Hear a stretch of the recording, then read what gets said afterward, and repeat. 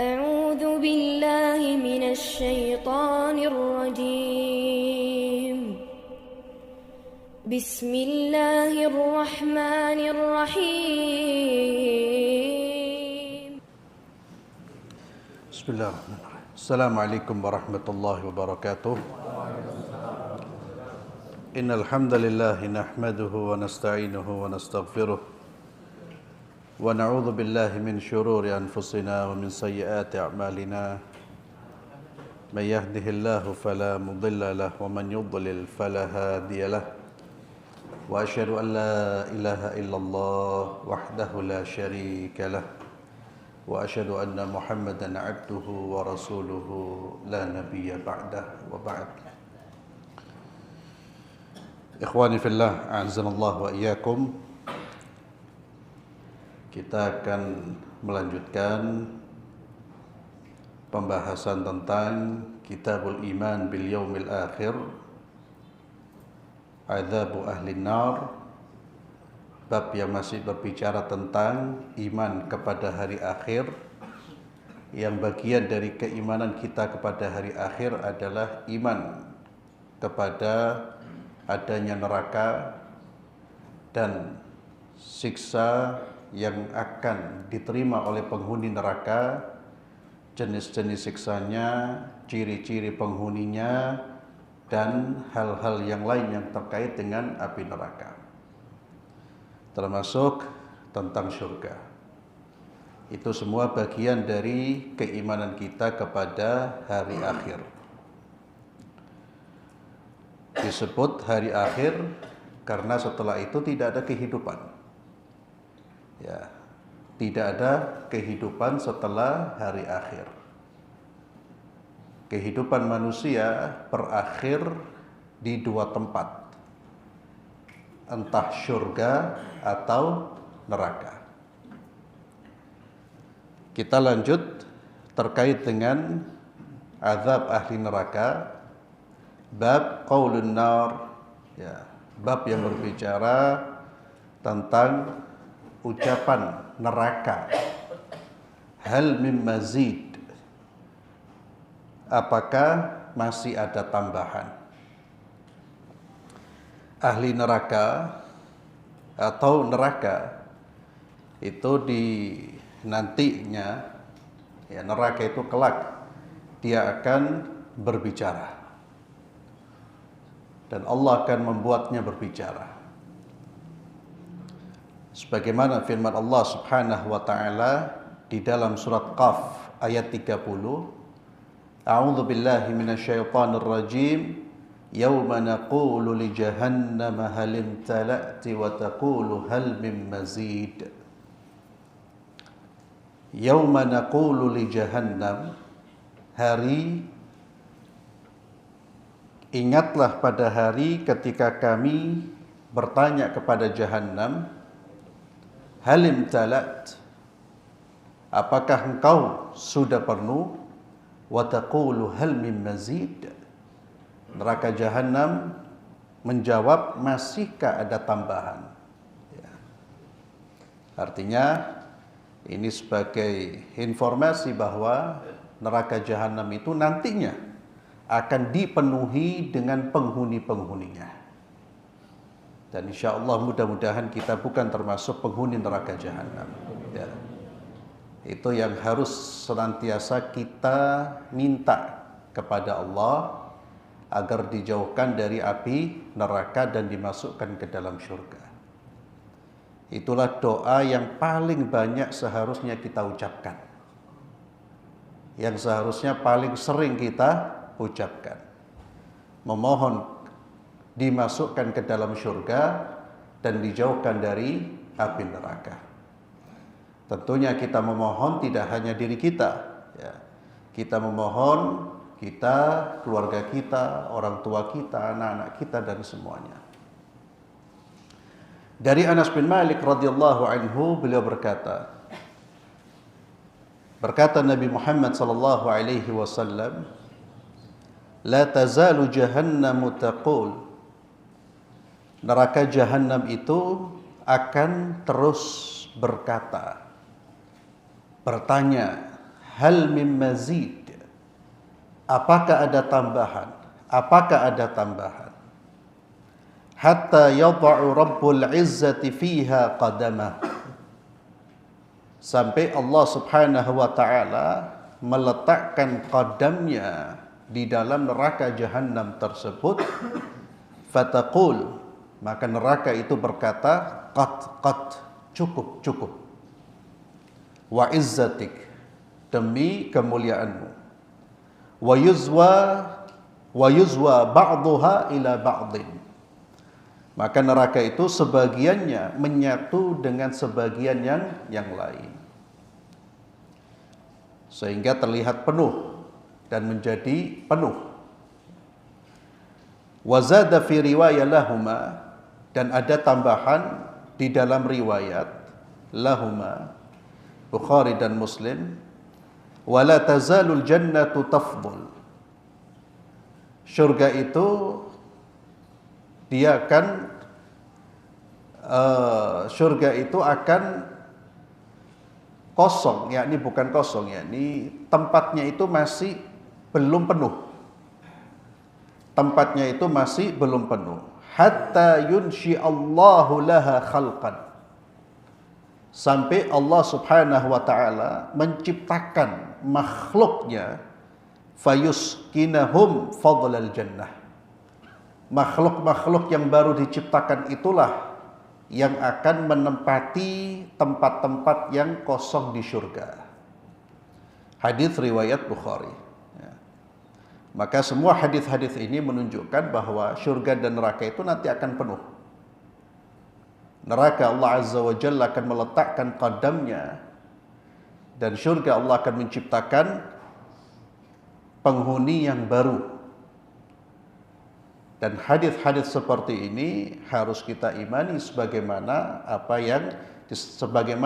yang disampaikan oleh baginda Muhammad sallallahu alaihi wasallam. Kemudian bayanu halil kafir finnar, penjelasan tentang kondisi dan keadaan orang kafir di dalam api neraka atau di neraka. Allah Azza wa Jalla berfirman dalam surat An-Nisa ayat 56, innal ladzina kafaru bi ayatina sawfa nuslihim nara, sesungguhnya orang-orang yang ingkar kepada ayat-ayat kami, kufur kepada ayat-ayat kami, maka mereka akan dimasukkan di neraka. Kullama nadijat juluduhum baddalnahum juludan ghairaha liyadzuqul adzab. Setiap kali kulit-kulit mereka hangus, kami ganti dengan kulit-kulit yang baru, agar mereka merasakan azab yang pedih. Dan kulit itu hal yang paling sensitif, sehingga rasa sakit itu akan terus dirasakan, karena kulit itu akan terus diperbaharui. Liyadzuqul azab.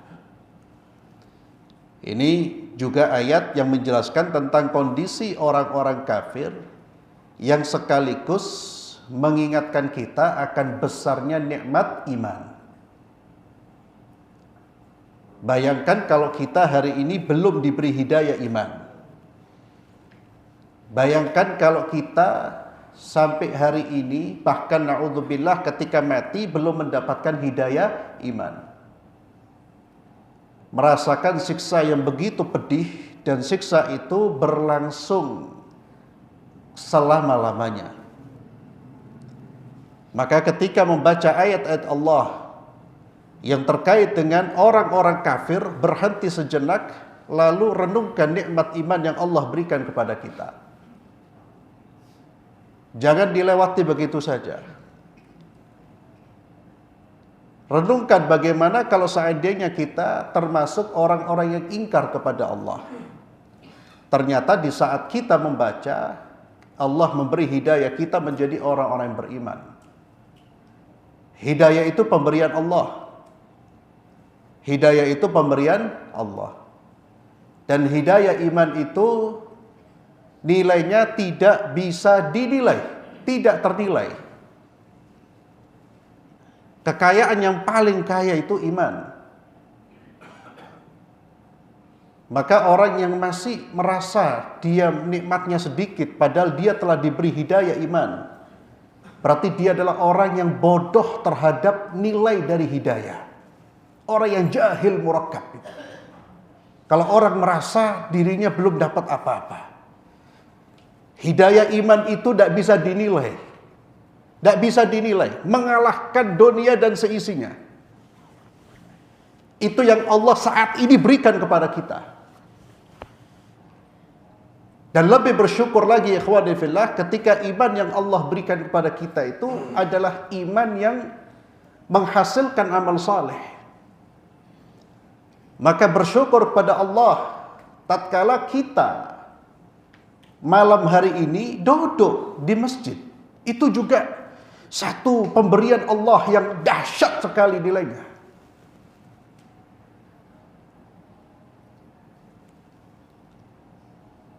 Tidak semua orang diberi hidayah oleh Allah. Saat ini ikhwani fillah ada orang-orang di luar. Mereka tidak merespon panggilan Allah. Mereka tidak mau duduk di rumah-rumah Allah. Apakah mereka bahagia? Wallahi kalla. Hatta mereka sekarang pegang dunia dan kunci-kunci dunia. Mereka wallahi orang yang jauh dari Allah, orang yang akan menyesal. Itulah orang yang miskin.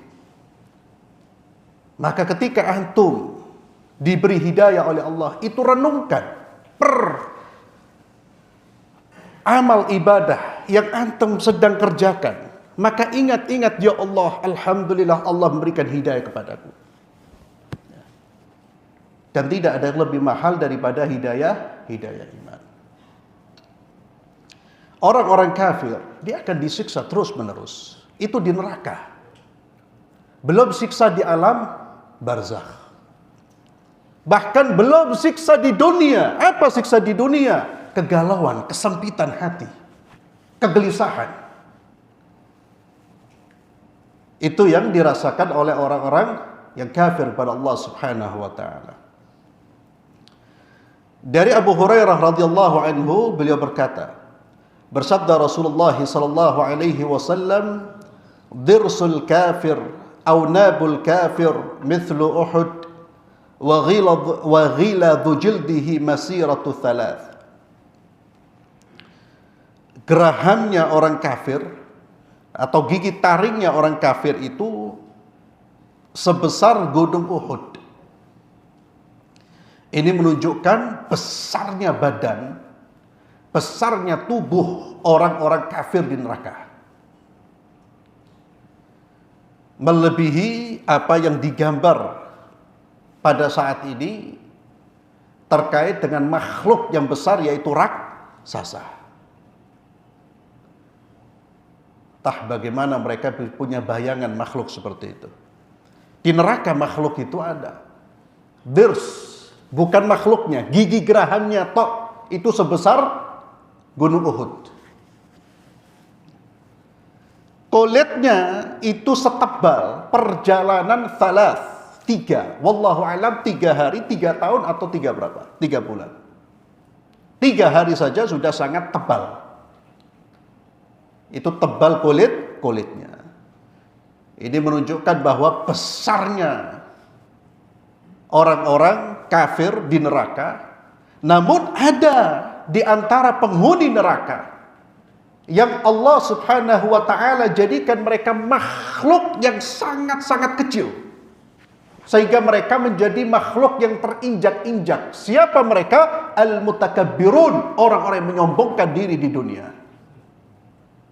Ketika mereka membesarkan dirinya padahal mereka adalah orang hina, membesarkan dirinya di hadapan manusia, Allah kerdilkan mereka nanti. Allah hinakan mereka. Balasan bagi orang-orang yang congkak, orang-orang yang sombong, orang-orang yang merasa dirinya lebih besar, lebih kuat, lebih-lebih dari yang lain. Allah tunjukkan bahwa mereka adalah makhluk yang tidak berdaya. Maka kata Nabi, ada makhluk yang amsalul dzur, yang sangat kecil sekali postur tubuh mereka, bahkan mereka terinjak-injak. Itu balasan di akhirat kelak. Kemudian ahwanu ahlin nari adzaban, yang paling ringan azabnya di neraka. Dari Nu'man bin Bashir, beliau berkata, sami'tu an-nabiyya sallallahu alaihi wasallam yaqul, aku mendengar Nabi Muhammad sallallahu alaihi wasallam bersabda, inna ahwala ahlin nari adzaban yaumal qiyamah la rajulun tudha'u fi akhmasi qadamai jamratun yaghli minha dimaghuh. Akhrajahu al-Bukhari wa Muslim. Sesungguhnya penghuni neraka yang paling ringan azabnya di hari kiamat adalah seseorang yang diletakkan di bawah telapak kakinya batu bara api, batu api yang mana batu itu membakar otaknya. Diletakkan di mana? Di bawah telapak. Itu yang paling ringan siksanya dari penghuni neraka tersebut. Yang paling ringan. Kemudian dari Anas bin Malik radhiyallahu anhu, dari Nabi sallallahu alaihi wasallam, jamrah itu bara api, ya. Diletakkan bara api fi akhmas. Kemudian dari Anas bin Malik radhiyallahu anhu, dari Nabi sallallahu alaihi wasallam, beliau bersabda, yaqulullahu ta'ala li ahwali ahli nari adzaban yaumal qiyamah. Akan dikatakan kepada penghuni neraka yang paling ringan siksanya pada hari kiamat, kalau seandainya engkau memiliki harta di bumi ini, apakah engkau akan gunakan untuk menebus dirimu? Dia mengatakan, iya ya Allah. Maka kata Allah subhanahu wa ta'ala, aradtu minka ahwana min hadha. Dulu saya menginginkan dari kamu yang lebih mudah dari ini. Dari kamu keluarkan hartamu, dari kamu berikan seluruh hartamu untuk menebus neraka. Lebih ringan dari dirimu menyerahkan hartamu. Apa itu? Ketika kami minta kepadamu sedangkan engkau berada di punggung anak Adam, alla tusyrika bi syai'an, agar jangan menyekutukan aku dengan siapapun, dengan apapun. Fa abait, tapi engkau tolak, illa an tusyrika bih, engkau terus berbuat syirik kepadaku. Sudah tidak ada penyesalan, tidak ada penyesalan lagi. Maka kalau orang yang tahu dirinya akan berada di api neraka, seandainya Allah berikan dunia dan seisinya, maka dia akan tebus neraka itu dengan menyerahkan seluruh harta yang dia miliki. Tapi di akhirat seorang sudah tidak membawa hartanya, hatta dia orang terkaya. Maka ketika dia meninggal dunia, dia menjadi orang yang tidak punya apa-apa. Yang dia punya apa? Amalnya dia. Dibangkitkan dalam keadaan apa? Hufatan uratan ghurla. Dalam keadaan tidak berpakaian, dalam keadaan belum dikhitan, dalam keadaan tidak menggunakan alas kaki. Maka tidak ada manfaatnya penyesalan-penyesalan. Agar tidak menyesal, maka tebus neraka itu dengan apa? Dengan amal saleh ketika kita di dunia. Dan amal saleh yang paling utama adalah tauhid, beribadah hanya kepada Allah. Tidak menduakan Allah, tidak berbuat syirik kepada Allah. Karena hati-hati ikhwani fillah, inna syirka la zulmun azim. Kesyirikan itu kezaliman yang sangat besar. Maka hati-hati dengan ajakan-ajakan untuk berbuat syirik kepada Allah. Ajakan untuk berdoa kepada selain Allah. Na'udzubillah, ibadah hanya kepada Allah. Salat kita, doa kita, tawakal kita, semua hanya kepada Allah dan untuk Allah.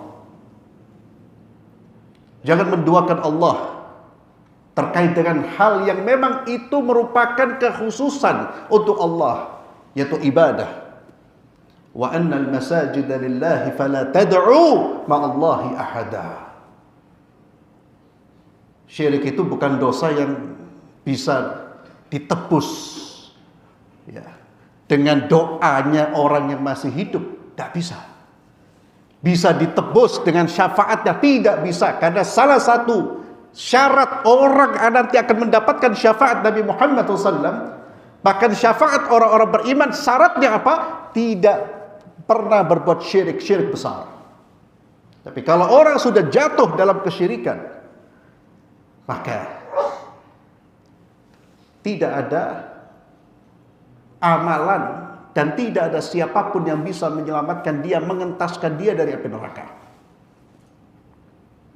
Itulah mengapa dakwah para nabi pertama kali adalah mengajak manusia untuk beribadah kepada Allah. Ani'budullah wajtanibut taghut. Beribadahlah kalian hanya kepada Allah, tinggalkan sesembahan selain Allah.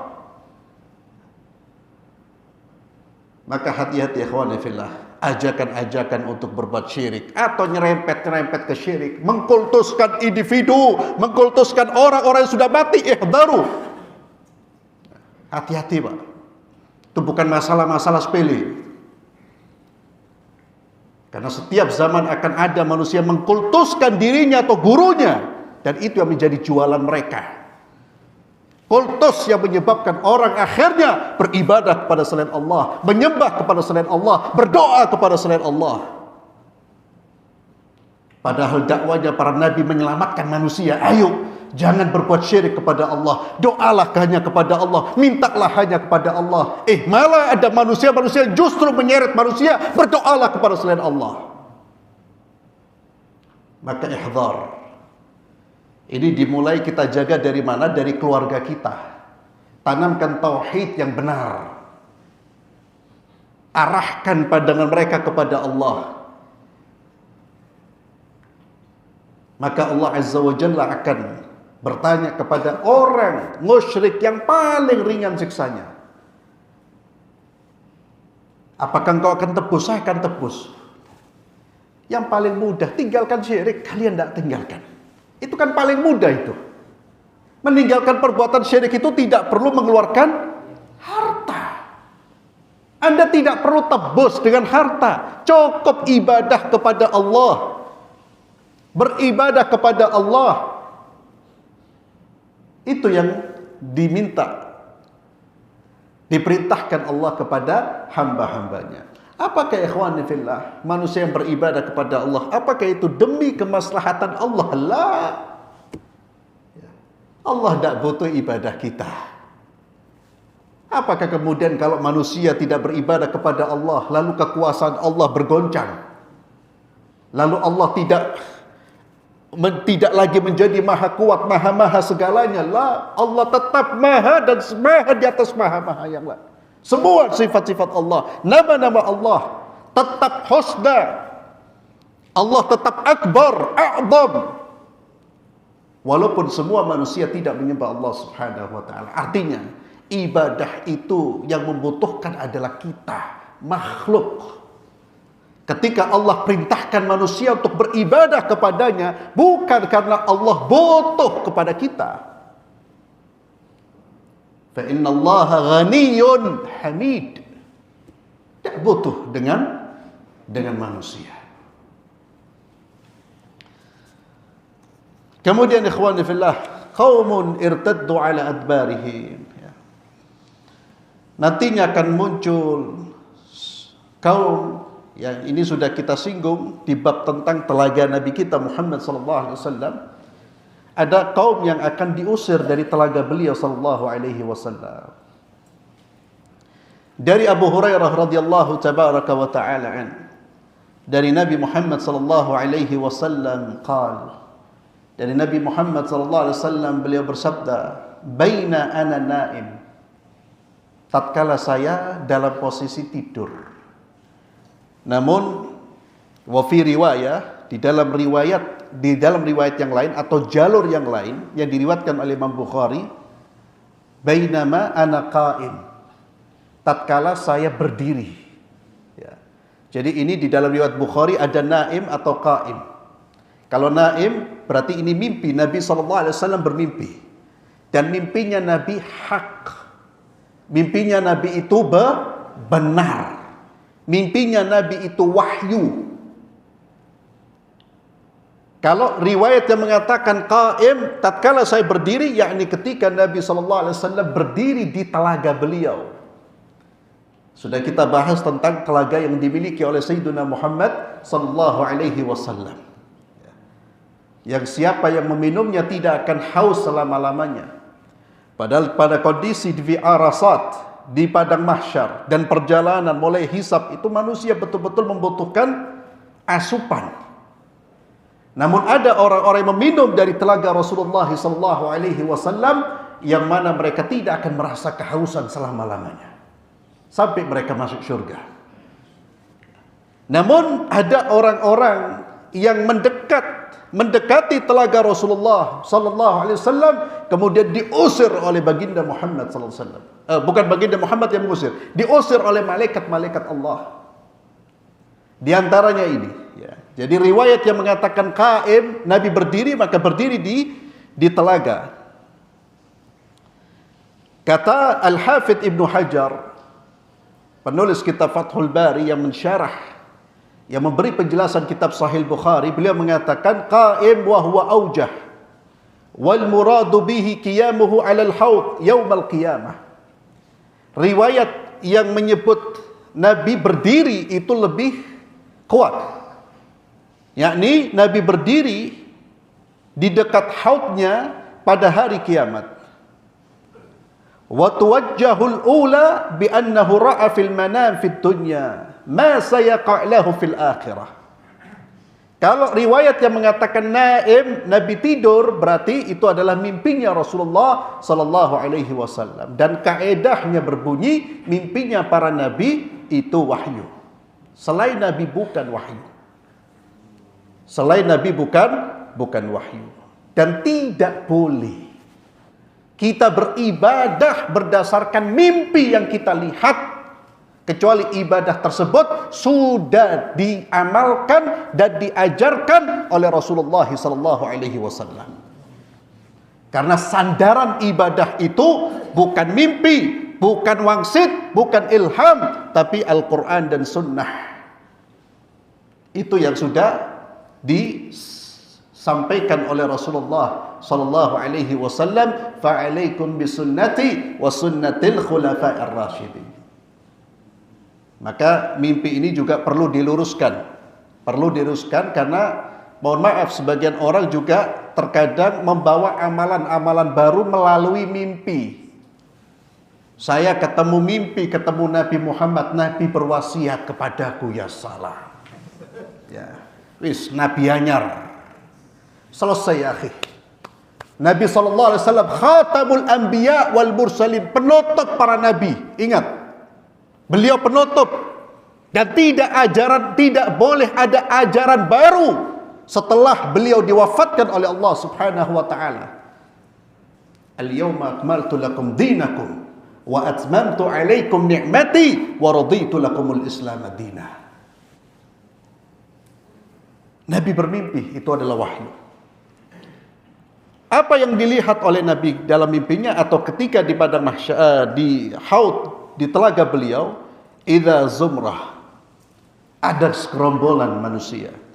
Hatta idza araftuhum kharaja rajulun min baini wa bainihim, sampai aku mengenali mereka, lalu keluarlah seseorang di antara aku dan antara mereka.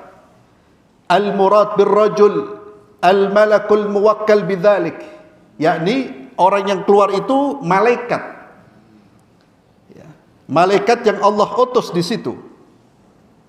Kemudian malaikat ini berkata, mengajak segerombolan ini, halum, ayo. Faqultu aina, lalu aku berkata, kemana? Kemana kamu ngajak mereka? Qala ilan nari wallah, ke neraka. Qaltu wa ma sya'nuhum, apa yang mereka lakukan? Qala innahum irtaddu ba'daka ala adbarihim al-qahqara.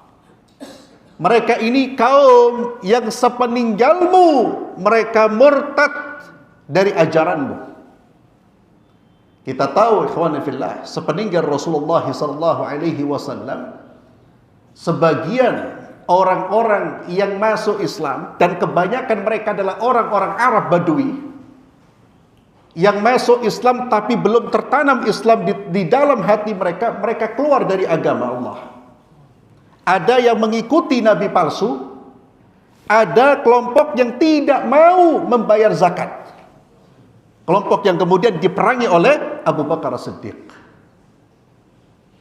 Dan mereka-mereka yang murtad ini bukan dari para sahabat yang telah Allah puji mereka, yaitu kalangan Muhajirin dan Ansar.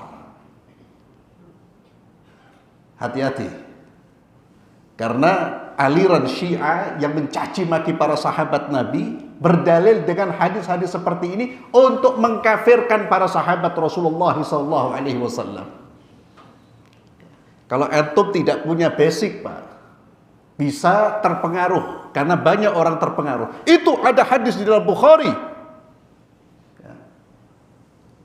Maka kalau orang bisa membaca sejarah, memang yang murtad siapa? Rata-rata orang-orang Arab.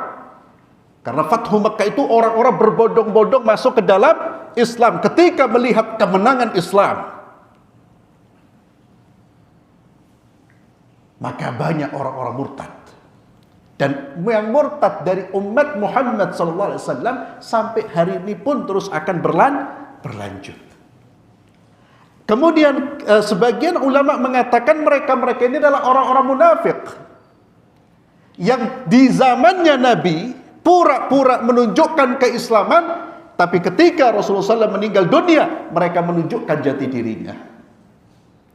Dan itu sekali lagi tidak mungkin para sahabat Rasulullah SAW yang telah mendapatkan pujian dari Allah dan mendapatkan pujian dari Muhammad SAW. Tidak mungkin mereka orang-orang yang Allah puji, was-sabiquna al-awwaluna minal muhajirin wal ansar walladzina tabauhum bi ihsan radhiyallahu anhum wa radu'an. Tidak mungkin orang-orang yang Allah puji seperti itu. Was-sabiquna al-awwalun, para orang-orang yang masuk Islam di masa-masa awal, minal muhajirin wal ansar, dari kalangan kaum muhajirin dan ansar, walladzina tabauhum bi ihsan, dan orang-orang mengikuti mereka dengan baik. Apa kata Allah Subhanahu wa taala? Radhiyallahu anhu wa radu'an. Allah ridha kepada mereka. Ya, tidak mungkin manusia yang Allah ridha kemudian murtad. Dan ayatnya dibaca kita puji mereka. Ini hati-hati ikhwan fillah.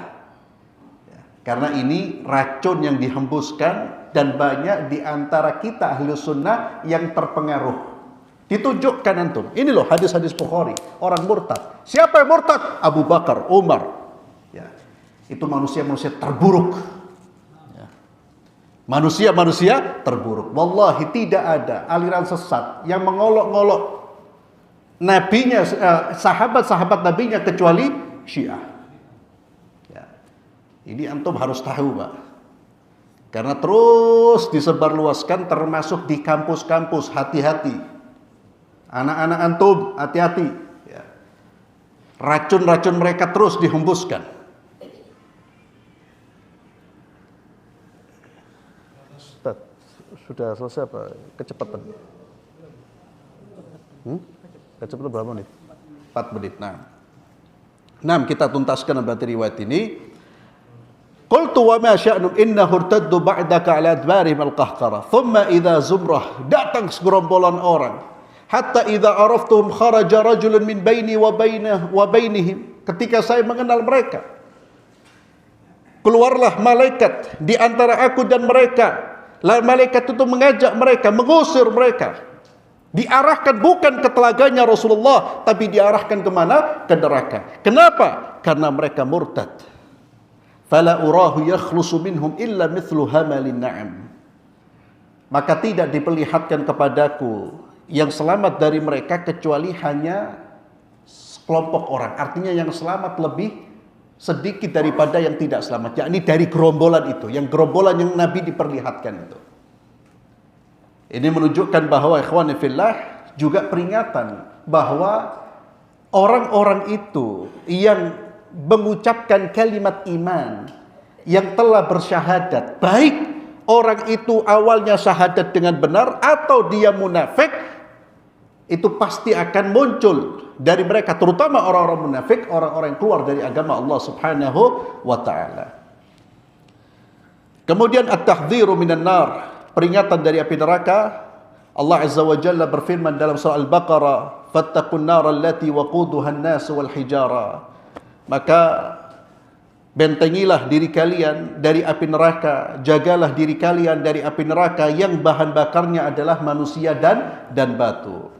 Kemudian penutup dari kajian malam hari ini, hadis dari Nu'man bin Bashir radhiyallahu anhu, beliau berkata, "Sami'tu Rasulullah sallallahu alaihi wasallam yakhutub." Aku mendengar Rasulullah sallallahu alaihi wasallam berkhutbah, "Anzartukumun nar, anzartukumun nar, anzartukumun nar." Kata Nu'man bin Bashir, suatu kali Nabi berkhutbah yang diulang-ulang hanya kalimat ini. Aku peringatkan kalian akan api neraka. Aku peringatkan kalian akan api neraka. Aku peringatkan kalian akan api neraka. Fama zala yaquluha hatta law kana fi maqami hadha la sami'a ahli suq. Dan Nabi terus mengucapkan kata-kata tersebut. Terus beliau mengucapkan, seandainya beliau berdiri di tempatku, orang-orang yang di pasar akan mendengar suara beliau sallallahu alaihi wasallam. Kenapa? Karena beliau terus meninggikan suaranya, terus meninggikan suaranya. Hatta saqatat khamisatun kanat alaihi inda rijlaihi. Sampai-sampai kain yang berada di pundak beliau jatuh di bawah kaki beliau. Begitu kuatnya suara beliau dan begitu kerasnya gerakan tubuh beliau. Terus beliau mengucapkan, "Anzartukum minan nar." Hadis ini diriwayatkan oleh Imam Ad-Darimi dengan sanad yang sahih, dengan sanad yang jayyid. Ikhwani fillah, di dalam hadis ini bagaimana Nabi kita Muhammad sallallahu alaihi wasallam memberi peringatan kita berulang-ulang kepada umatnya. Hati-hati dengan neraka, hati-hati dengan neraka. Dan ini juga ikhwani fillah menunjukkan kasih sayang yang besar dari Sayyidina Muhammad sallallahu alaihi wasallam. Ya. Kasih sayang luar biasa. Bagaimana beliau terus-menerus mengingatkan umatnya. Dan beliau menjaga umatnya dari neraka ini bukan hanya ketika di dunia. Sampai di akhirat kelak. Beliau yang pertama kali memberi syafaat kepada umatnya. Dan beliau selalu mengatakan, "Ummati, ummati, ya Allah, selamatkan umatku, selamatkan umatku." Wallahu a'lam bishawab. Kita akhiri dengan doa kafaratul majlis. Subhanakallahumma wa bihamdik, asyhadu an la ilaha illa anta, astaghfiruka wa atubu ilaik. Assalamualaikum warahmatullahi wabarakatuh.